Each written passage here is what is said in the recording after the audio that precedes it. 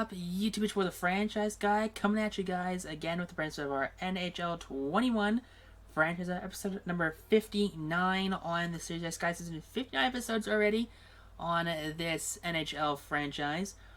But we are up 3-1 in the series against the Winnipeg Jets. So if we win, we go to the Stanley Cup next episode on Monday. But for right now, let's just worry about this game right now. If we lose, Monday will be Game 6. And then if we lose Game 6, it'll be Game 7, winner take all. So hopefully we don't have to do that. And we can just, have another great win like we did on Wednesday's episode. But, dude, so I was at work the other day. Because I've come to the realization that, I can commentate this. I could be like Fabry. Take it around the net, up to Sagan right here. Sagan takes it around Pionk.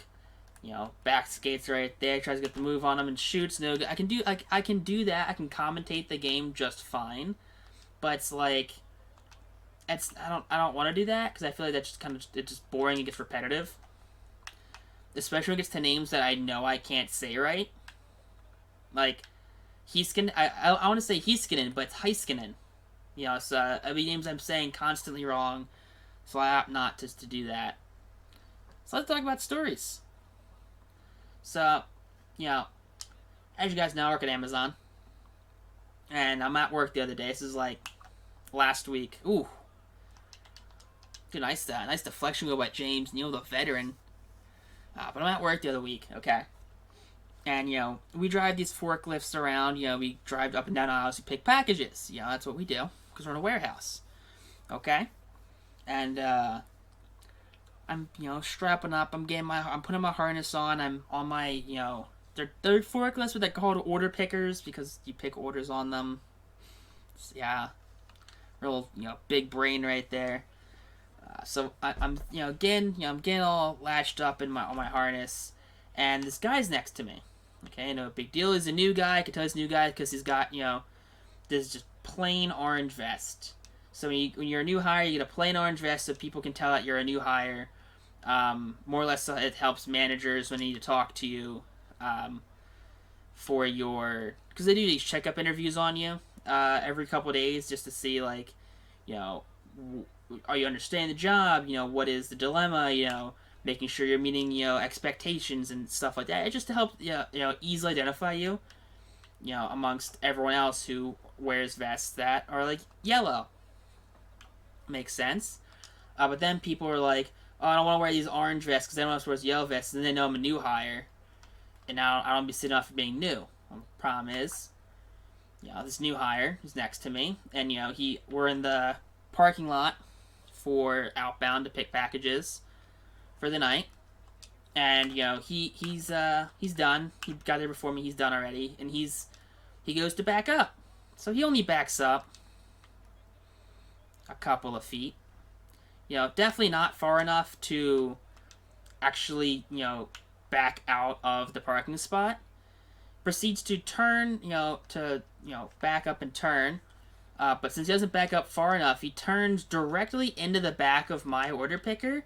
And thankfully I have a cage on mine. He had a cage on his too. But if I don't have a cage on mine, he hits me. He would have physically hit me with a cage. And he hits my thing. No big deal. I've had people, bump my cage before. It's not a big deal. You're only, it's on accident. People usually just think they have a little more room than they do. Not a big deal. Well, this guy, instead of going, oh, whoops, I'm sorry about that, readjusting it back yet more, decides, he goes, I'm just going to gun it right now. Oh, he's like, I'm just going to gun it and, leave. So he just drags his, cage alongside of mine. And it's just just catches, it's like just catching, every rung is catching as it's just dragging off my cage. And it's like, the best visualization I can say for this is the episode of SpongeBob where SpongeBob and Patrick become part of the Flying Dutchman's crew. And they're trying to go through the ravine, and Patrick's like, you're good, and they're just shredding the side of the boat. That is literally what happened. Yeah, there's no damage to the cage. There's no damage to me. This guy comes up to me because he goes, "Yo, are you okay?" And I go, "Yeah, I'm fine. I just wish Amazon stopped hiring idiots that knew what to do, because like if you hit someone, clearly you don't have enough room to do what you're trying to do." And he just opted to. He goes, I like the best part was he turns around. The guy that hits me turns around and goes, looks around and goes, "Whoops." Like, yeah, whoops, you think there, bud. Yeah, and I'm only, barely 6 foot. I'm like an NBA 6 foot. Yeah, it depends on, the shoes I'm wearing, if I'm 6 foot or not. I'm like an Allen Iverson 6 foot. Allen Iverson, who they said was like 6'2", but Larry Brown, who's like 6 foot even, is taller than him. So yeah, I'm an NBA 6 foot. If I was in the NBA, they'd say I'm 6 foot. But yeah, like I'm not gonna I'm not gonna yell at the guy. It's at that point, it's not anything for me to do. Like if I really wanted to be petty and really wanted to be like super granular about it, I would have more or less just reported to a manager to get him like fired, or send him back to retraining, which I've never done pit retraining, but I'm assuming it's not something that you do for 20 minutes. I'm assuming it's like an actual process to do. And since it was technically a pit collision, he probably would have had to get drug tested too because of it, which that's just the rules with pit collisions. So, yeah, the fun of Amazon. Yeah, speaking of Amazon, I was this past week, so last week, this two actually might have happened the same. I don't know. I think these two actually happened the same day. I think this happened before this happened, but so I'm picking. I'm in an aisle. So our order pickers are about the width of a forklift, about forklift wide. If you know what a forklift is, it's pretty wide. About a couple, like 5 feet wide maybe. Yeah, if I lay down, I'm wider than it, so it's like 4 or 5 feet wide. Not super wide, smaller than a car, but like 2/3 the size of a car, I think, width wise, like a normal car, like a Civic style car. So I go in this aisle. They're called the V&A aisles. Yeah, it's something. It stands for something, but I have no clue what it stands for. But you're more or less in V&A. You more or less pick small singular items that are anything from air conditioners to pillows. Like you can pick toys. You pick certain bedroom objects. You can pick.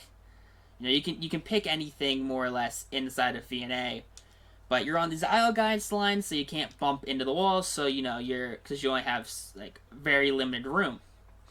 Well, I'm driving down, on this aisle guidance line. I'm driving down it, and I'm just I've made my pick. I'm going to the next aisle, and then all of a sudden, boom, straight darkness. Like everything just goes black. And I mean, when it got dark in the aisle, I mean it got dark in the aisle, like straight, like no light whatsoever, like at all. It is absolutely pitch black. Cannot see the hand in front of my face. That's how dark it is. The only thing I can see is because my order picker has a little blue. It's a safety light that's on the front, so you're supposed to stay 20 feet ahead or behind the order picker in front of you. So how you judge that is there's a blue light on the front of yours and on the back of it. So as long as your front light doesn't overlap their back light, you're roughly 20 feet. So the only thing I can see is that blue light about 5-10 feet in front of me. So I'm just like, trying to find where my light switch, because we have overhead lights too on our things, like inside the pit, to help see into bins. So we have like 2 side lights that are like right here that can look into bins. And then we have an overhead light, which I don't understand why I have an overhead light. Like it doesn't, unless you kind of want a little brighter when you're driving. doesn't really do anything. So I turn all of those on, and I'm just like, wow, I can see now. I can fight. I'm like the guy in Timmy Turner, Fairly Odd Parents, when he gets the glasses, goes, I can see. I can fight. That guy. Everyone knows who I'm talking about. That one episode where that guy's in it. Um, so I'm. So I do that. I can see it finally, and I start creeping up to the end of the aisle just so I can get out of the aisle and figure out like what's going on. And by that point, the lights come back on. They flip the generator on, but it's on the emergency power. Not all the lights are on. You know how emergency power works. Like some of the lights are on, some of the lights aren't on. Some things work, some things don't work. Only like only like primary functioning stuff works. I guess they slashing or tripping. Come on, that's garbage. So some of the lights are on, some lights on. The package line, the line that brings packages to be like put on trailers. That's off. That's just dead. It's not moving at all. Literally, I think it's just some lights and probably the aisle guidance lights at that point that were currently running. So they're like all the managers are just like screaming, stop what you're doing, drop your pit down, sit down, crisscross applesauce it, don't move, just sit down. You can't drive unless all the lights are on, for safety reasons, of course. So, I drop I park it, I sit down, meet up with one of my friends at work, one of my work friends, and I'm like, he's like, yo, did you hear that storm? I go, what storm? He goes, yeah, there's a huge storm outside. It was like thundering and lightning and like just absolute, rain and everything. I went, no, I didn't even know it was raining. He goes, yeah, I looked outside and it was like dark. And I'm like, you do realize it's nighttime, right? So just because it's dark, there you go. There's the one-timer cheese for the AI. Doesn't mean it's raining. It just means it's nighttime out. He goes, yeah, I didn't think about that. So, what is happening here?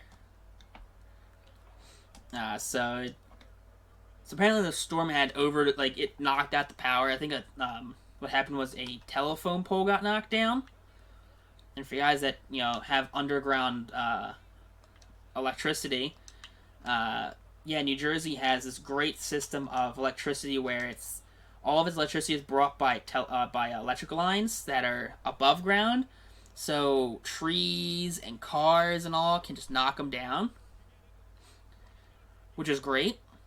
So I think I forget how it broke. I don't know how it broke, but someone said a line had fallen down. So if a tree had knocked it down, something had knocked down a line. So that was super fun.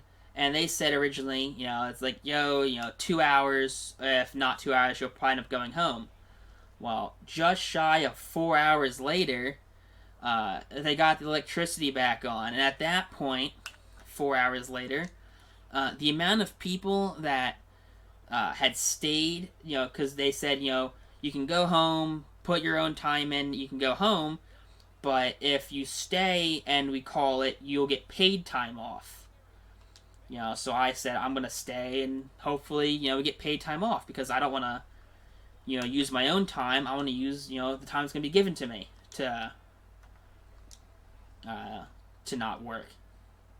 So I stayed. The lights come on about 4 hours later, and people were not happy. So outside of the people who had left early, the people who had remained just did not want to work, and they're like, please, we've been, we're super behind because of all this. Please, just put out your they said, your all-star levels of picking. And I'm just thinking, it was like, sure, tomorrow maybe, but not right now. I don't want to be dealing with this. It was so bad financially that building for Amazon had lost money for the day. You know, it reached a point where they were so far in the negative that they couldn't have broken even. They were in the red for the day. So that's how bad it was. You know, they opted to not, you know, cut their losses because they're already paying everyone. They're paying people overtime to not work. So that's the best part. They're paying people overtime, some of them, and yeah. So I might say, so what's the point of working if you're already in the red? And the guy just goes, I don't know. And I go, all right. So whose call is this? He goes, the top guy in charge. So the guy had literally been, you know, just hired or just promoted to the position for about a month at most. You know, he was the only one pushing to get everything, you know, back up and running. Like, it was to the point where, you know, outside there's some managers who had their radios, and every couple minutes it goes, guys, break, you know, what lights are working over? And it's like, no lights are working. He's like, all right, I'll check back in 10 minutes. He goes, or you could just look out the door or wherever you're at and look to see if the lights are working. It's like, we got some of the lights working. He's like, so can we send them back to work? He's like, no, you can't send them back to work unless all the lights are working. So, there was that fun bit right there. And apparently I found out that as we get to the Stanley Cup Finals, that's what everyone said they should have sent us home, but they didn't. So the fun part was, the lights came back on about just shy of 4 hours later. So, you know, upset, of course, because I want to go home. It's almost midnight.